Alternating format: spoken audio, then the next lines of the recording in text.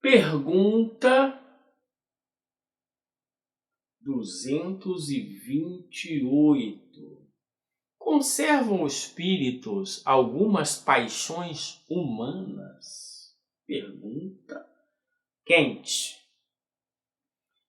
Ao perderem o envoltório, os espíritos elevados deixam as paixões, mas só guardam as do bem, pois, do contrário, pertenceriam à primeira ordem.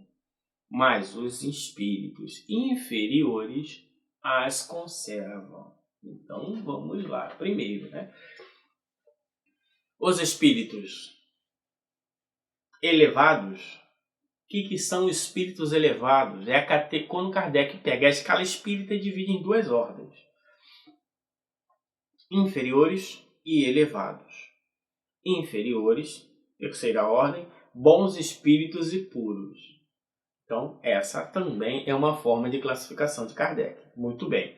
Então, os elevados, eles deixam as paixões más e só guardam as do bem. Então eles guardam as paixões do bem. O que seria paixão má e o que seria paixão do bem? Mas os espíritos inferiores as conservam. Aí vamos destrinchar muitas coisas. Esse estudo vai ser hiper longo. Por quê? Primeiro, posso até dividir esse estudo em duas partes. Primeira parte, segunda parte. Vamos lá. Vamos entender o que é paixão. Então, primeiro aqui na resposta da 228. Os maus espíritos conservam as boas paixões e as más paixões. Os bons espíritos conservam as boas paixões e abandonam as más paixões. Os espíritos puros não têm más paixões. Por quê? Porque nula a influência da matéria. Presta atenção agora. Nula é a influência da matéria. Então já temos uma cola do que é paixão. Paixão é a influência da matéria sobre o espírito.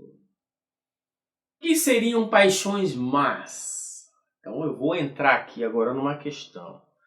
Para o meu entendimento, paixão más são paixões que denotam ou que engendram maus sentimentos. Paixões boas são as paixões que geram bons sentimentos. E os espíritos puros não têm paixões. Por quê? Porque nula é a influência da matéria. Se nula é a influência da matéria, eles não podem ter paixões. Então vamos lá. Do dicionário de filosofia, paixão. Então tem a paixão segundo Aristóteles, que vem de pathos, isto é, transmitindo a ideia de passividade. Paixão tem a ver com passividade, aquilo que você recebe, independente de sua vontade. Você recebe, ok? Então você como é que se diz?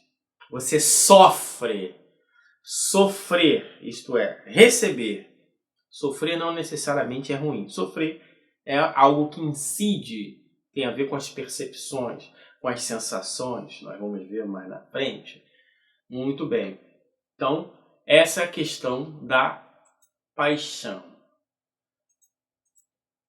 O que é paixão? O que é contrário à paixão? Então, o que é contrário à paixão? Contrário, já não sei se seria. Contrário à paixão seria a ausência de influência da matéria. Isso seria paixão. que seria contrária à paixão, ausência de influência. E não contrário, né? Porque a palavra contrária, às vezes, denota algumas ideias equivocadas. Então, qual o limite extremo da paixão? A paixão tem o limite extremo nos instintos, influência máxima da matéria sobre o espírito.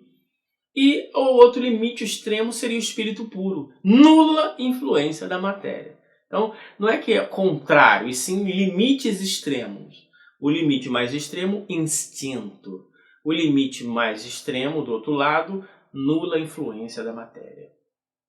Isto é, de estar passivo. É o mesmo que a afeição, modificação passiva no sentido mais geral.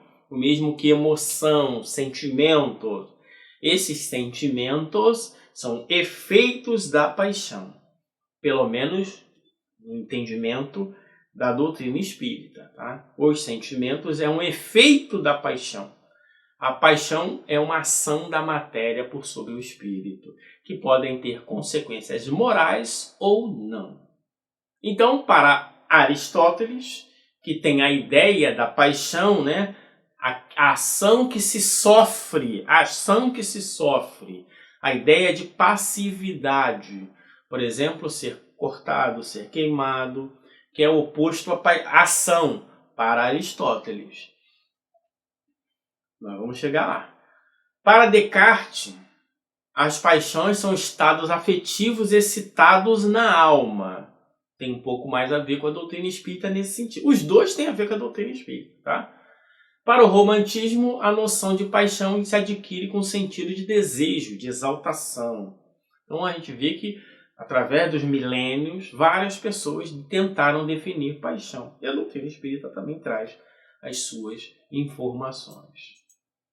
Então, Aristóteles tem a ideia teleológica, isso é, tem um objetivo a paixão.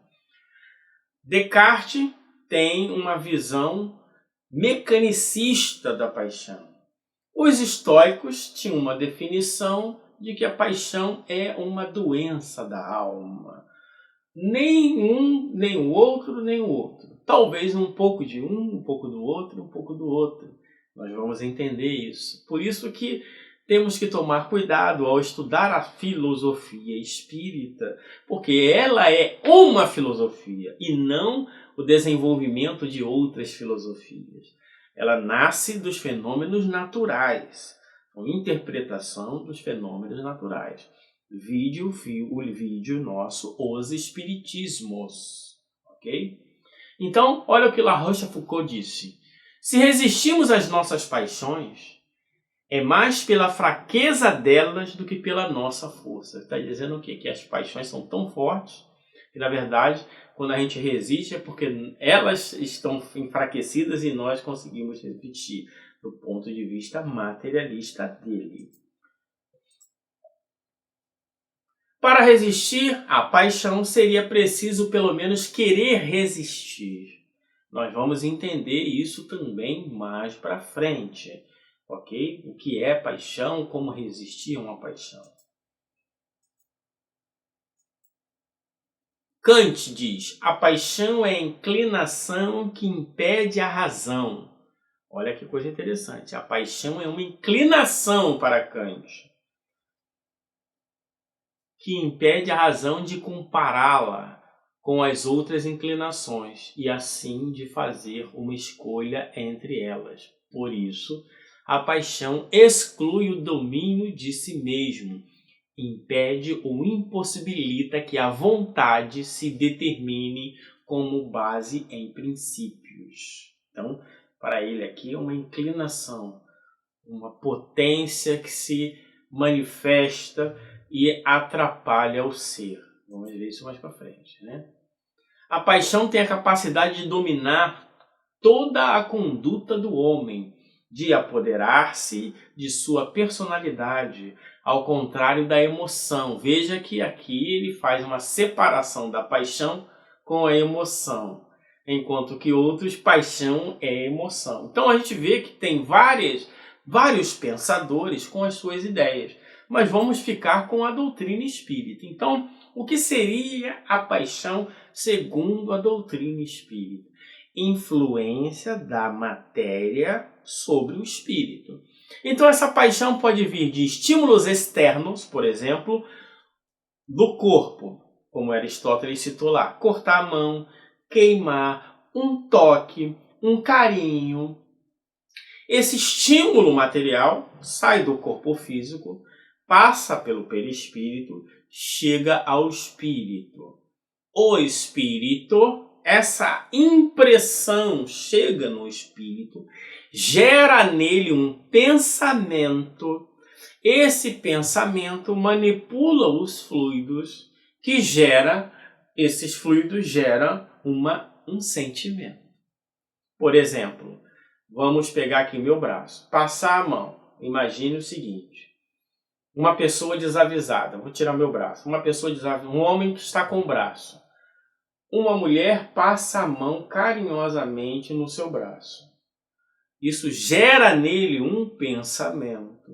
Este pensamento gera fluidos de acordo com o tipo de pensamento que gerou. Esse fluido vai gerar uma emoção. Essa emoção pode ser desejo, pode ser desejo sexual, pode ser carinho, pode ser fraternidade. O que chegou no espírito foi um impulso puramente físico que passou para o perispírito e se transmitiu ao espírito. Agora, uma mesma pessoa, um homem, um outro homem barbudo, cabeludo, vamos botar assim, só para ficar sem fazer uso de valores, passa aqui a mão carinhosamente nesta pessoa, um desconhecido, passa a mão carinhosa no braço desta pessoa. O impulso que chega no espírito, esse estímulo externo, tem a mesma natureza. É um impulso físico no corpo que vai se transmitir até o espírito, que vai gerar nele o mesmo pensamento. Pode gerar o mesmo pensamento de desejo sexual, de carinho, de afeto, de fraternidade. Mas pode gerar o pensamento de repulsa, de raiva, de indignação. Ora, o mesmo estímulo físico gerou neste ser pensamentos diferentes. Naturalmente, fluidos de qualidade diferente que vão gerar emoções diferentes. Então, ora, eu peguei aqui um exemplo, um passar de mão. Claro que existem infinitos exemplos que podemos trazer a partir daí. Mas entendendo que todos eles são impulsos. Por isso mesmo que não existe,